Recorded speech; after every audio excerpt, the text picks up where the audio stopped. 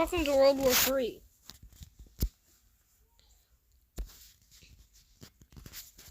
This timeline, Russia doesn't make a big giant screw up in Ukraine, so they don't die. Also, NATO doesn't exist in this timeline. They still have Poland coming in and helping Ukraine.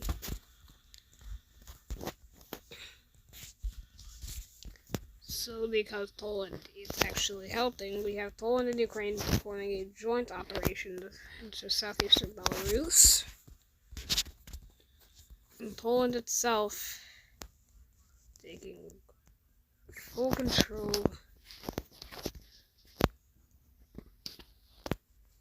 of Kaliningrad. Then we have a only Polish advance further north in Belarus. Ukrainian soldiers make a crossing further south and threaten to encircle Belarusian soldiers, so they have to retreat.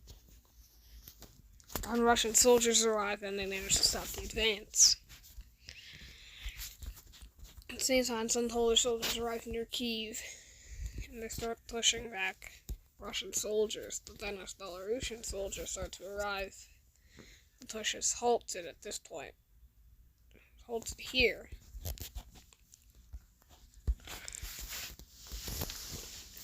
Russia is now mobilizing more and more soldiers. The Russians make steady gains in the south over the next few weeks, until Polish soldiers arrive there. And they make a drive. And drive with their tanks. Kherson is captured by the Polish soldiers, and Russian soldiers in the region are trapped. They decide to coalesce near the Dnieper.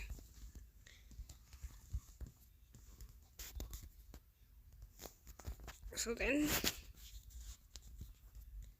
Russia lost all of this land here, and this. Oh yeah, and all of this. So that wasn't very good for them. And even worse, the Baltic states joining in.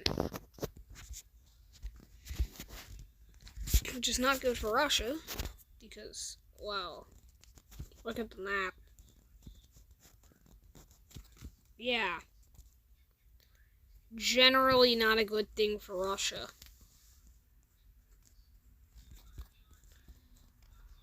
Good things for Russia.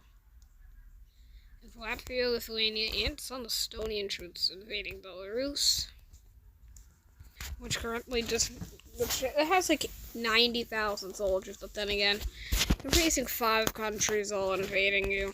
It's natural you're gonna die. Russian soldiers make a defensive line where they are right now, and they attempt to hold. But then Lithuanian, Latvian, and Estonian soldiers break through and make a push to Minsk. Eventually they capture Minsk.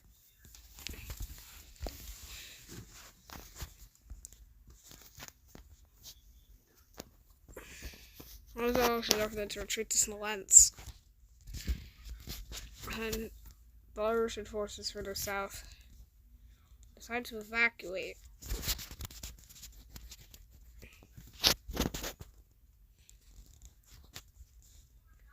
At the same time, they make their large push south. The Ukrainians sort of push north to lead them, so they're cut off.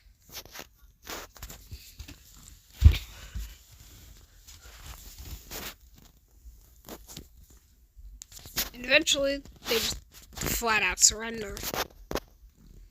Obviously. Now that Western Belarus had fallen, Eastern Belarus is all that was left.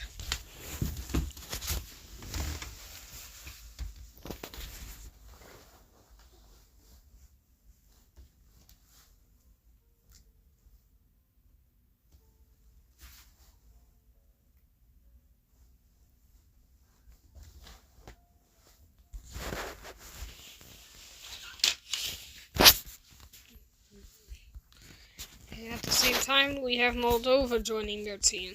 With Moldova joining, we also have Romania joining.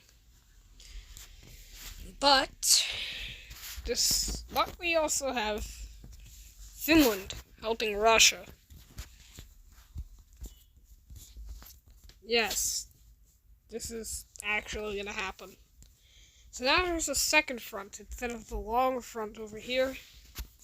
You have a much shorter front in Sweden and Norway. Not Sweden and Norway, Sweden and Finland.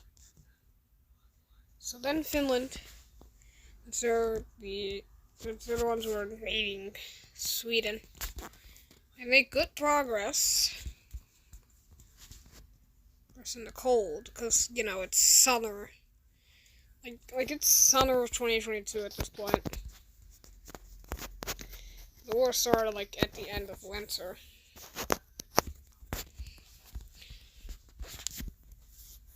So shortly after Finland occupied all this territory, they basically stopped here.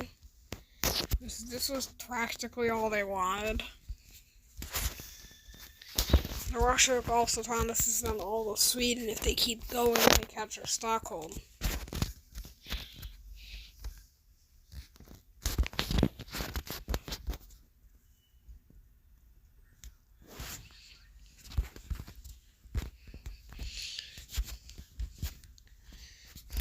Although Finland would never go against Estonia. And Swedish soldiers make landings in southwestern Finland, along with Estonian soldiers arriving later on. Finnish morale begins to drop as Russian soldiers are forced to come in to relieve them. Swedish troops cross into Finland in the north. In the north as autumn begins.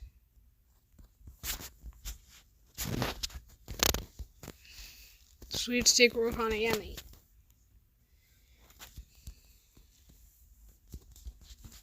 At the same time, there's major fighting. They're fighting in Finland. We're fighting in western Finland. There's also Russian troops attempting to regain land in Belarus for their next stage of their planned attacks, which they do successfully. So now the Russians attack Estonia, attempting to control the entire Gulf of Finland before Sweden didn't get all the way to Viipuri. The Russians managed to capture northern Estonia. They also captured Tartu. This is practically their limit for their capacity at this point. But they make some minor gains.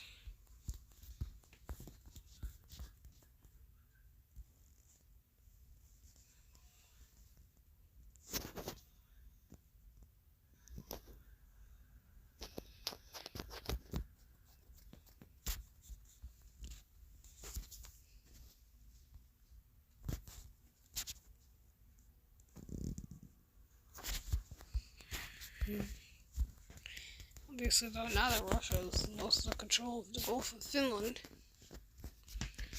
Russian soldiers are now able to run more support around the Gulf of Finland. However, this doesn't help the Finns further north. If anything, they are able to capture Rovaniemi in the autumn. They nearly cut off Swedish forces as winter almost begins. But then during winter, they launched the large assault.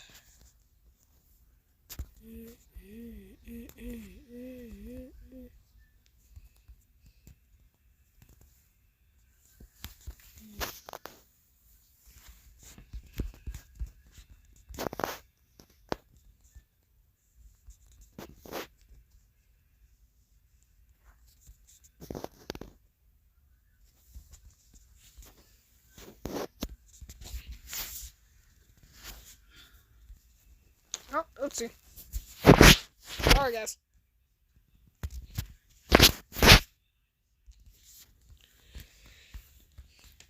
Alright, so after major gains by Russia here and here, they're now really at the limit for Russian capacity. The Russians want to push to here, but they also want to retake Minsk. They decided to retake Minsk first. So during the winter, the Russians make an attack further north of Minsk. They recapture the city. In its entirety. And the Russian government is put back in power. At the same time, Ukrainian soldiers also begin helping by invading further south in Belarus.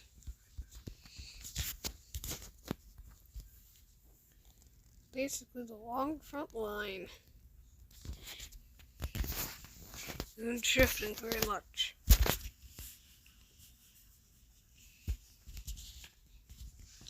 But then suddenly, something happens. Hungary and Serbia now find themselves on a certain team.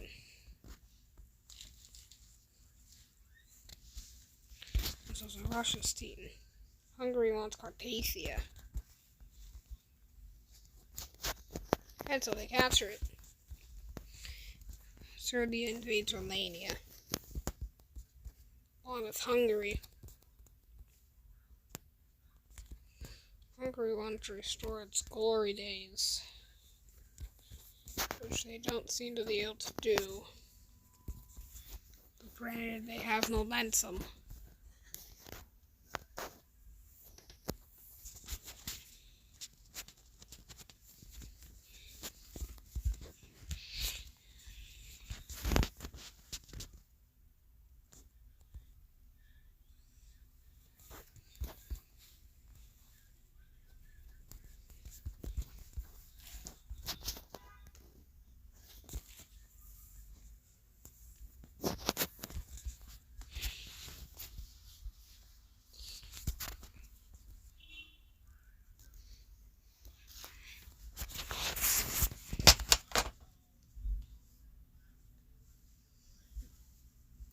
Well, that's not good for Romania. And what's also not good for a blue team? That definitely isn't good. You know what's even worse? That.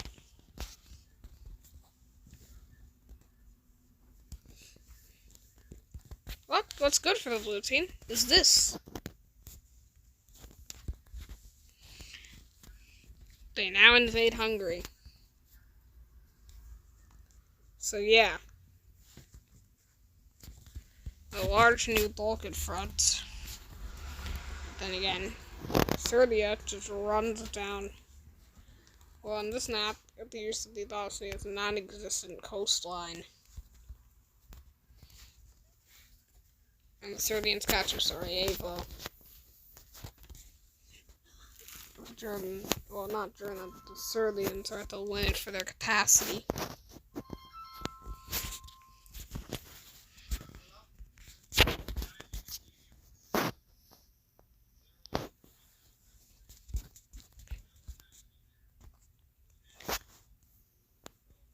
Hungary is not very limited. Romania isn't fully ready at this point. So then in Serbia invade Croatia.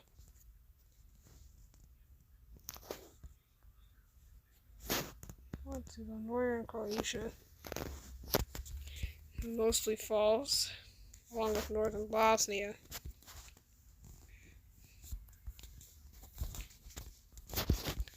So yes, it looks like red team is winning. The blue team has only made gains here. And this small portion here is a gain. But blue team is attempting to turn it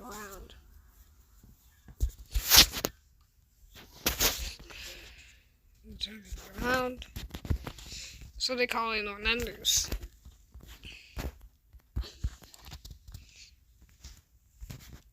Oh, they're good old friends. Now there's a brand new war. First thing that happens, that. Second things that happened, yeah, that's not good. Yeah, so basically Albania falls. But then again, at the same exact time, we have Bulgaria invading Serbia and attempting to liberate Kosovo, which they're doing quite successfully. Along with North Macedonia. So there's an advance coming this way, an advance coming this way, advances this way, advances this way. So yeah, it's carnage in the Balkans.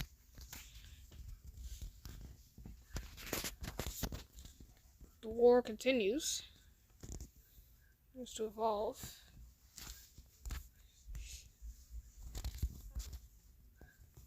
Bosnia quite literally just decides that fighting isn't even worth it anymore, so yeah, Bosnia just falls entirely.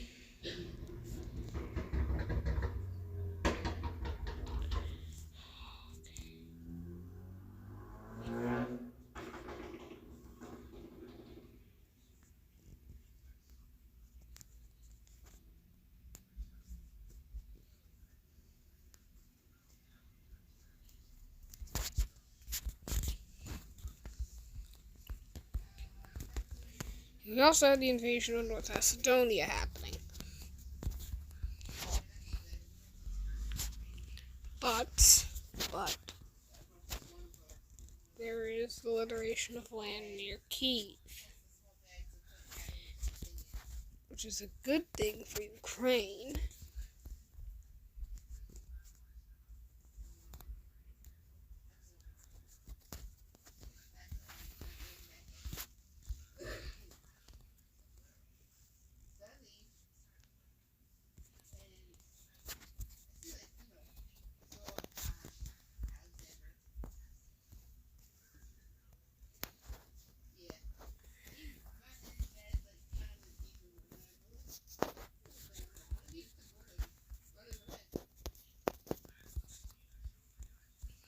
So yeah, overall it's still looking more in the favor of Red Team.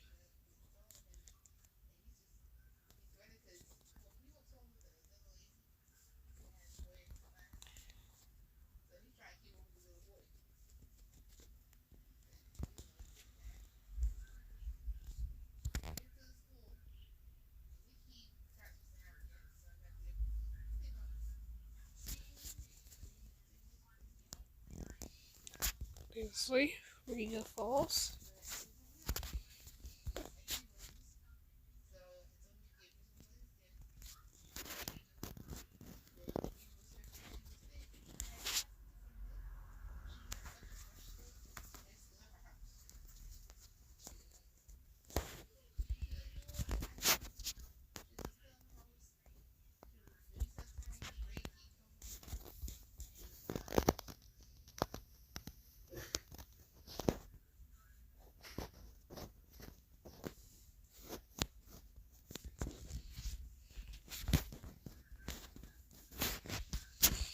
Alright, well that's been the end of the first episode. Actually, wait. We haven't talked about the Northern Front in a while. Right, error. So yeah. Finland got a little bit pushed back, didn't they? Like, literally. They've been thrown back a lot. Sweden now even occupies a small part of Finland. Oh dear God, the war is starting to turn a little bit. Well, we'll see who wins in the next few episodes. Bye-bye.